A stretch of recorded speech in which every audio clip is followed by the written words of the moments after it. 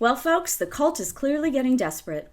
The sheer volume of bottom feeders using their last brain cell to type out pissy, nasty comments has quadrupled overnight. I think it's because I'm not willing to play along with the both sides fantasy, especially when one of the presidential candidates has a history of assaulting women and allegedly children.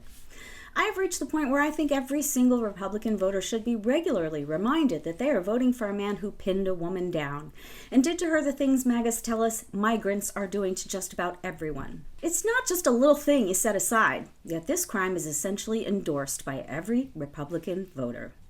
Already, because MAGA has glossed over Orangina's violent criminal behavior, more women have been and will be violated in the same way, because predators will think it's not such a big deal if the head of the Republican Party does it. I think all the women who will be brutally used as vessels and saddled with PTSD for the rest of their lives deserve to be defended. And I think anyone depraved enough to vote for a man who can pin a terrified woman and commit her worst nightmare on her body deserves all the discomfort we can hoist on them. Now, I can speak this truth all day long, but I would really like to invite all of you to speak it too. I think all the victims of the past and all of the victims who will be swept up in the grape isn't so bad future deserve to be championed by decent citizens. Seeing as how there's no feasible way that normalizing this violent crime won't result in more of it perpetrated, I think we need to make sure the blame falls exactly where it should. We wouldn't normalize child trafficking, would we? Or kidnapping? Or rendering someone blind or paralyzed? Nah. We would be horrified if folks were ready to elect someone who cut off a person's arm, or caused them to lose their hearing, or caused them to unalive themselves. So I think it only makes sense that we shout it from the rooftops when folks are ready to rubber stamp a similarly horrific crime. After all, it's a life sentence. You can't undo it. When it happens to you, it's like someone has stolen the old you and replaced it with a far more tortured you. That's not an exaggeration.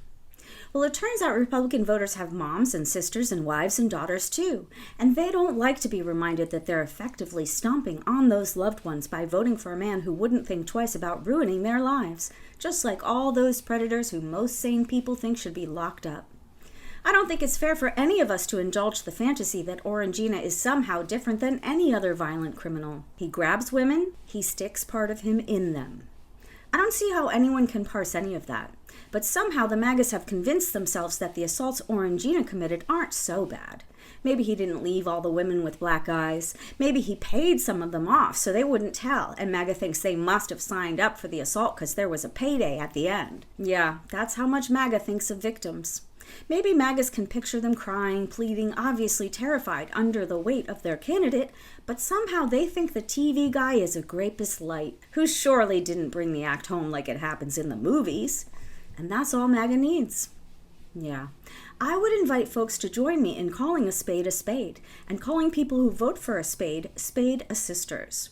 We're all grown-ups, aren't we? Republican voters can take it, can't they? They fancy themselves strong and proud and patriotic when they batter policemen, threaten Democratic legislators and poll workers, jury members, judges, teachers, doctors, even Arlington Cemetery officials. Well, let's see how tough they are. Let's remind them all day, every day that they're voting for a man who wouldn't think twice about taking what he wants from their daughters, sisters, moms, spouses, co-workers, etc., etc. It might not change their minds, but if we say it enough, maybe their kids will hear it. And maybe their loved ones who have lived through the trauma he's inflicted. Maybe they'll have to answer to people who finally put it together that the Republican candidate would be in jail if he was any other criminal. At the very least, maybe they'll realize that history will remember the voters who championed a sex offender in the 2024 election. After all, the internet is forever. And if folks like you and me speak up, we'll make sure the shame of endorsing grape is forever too.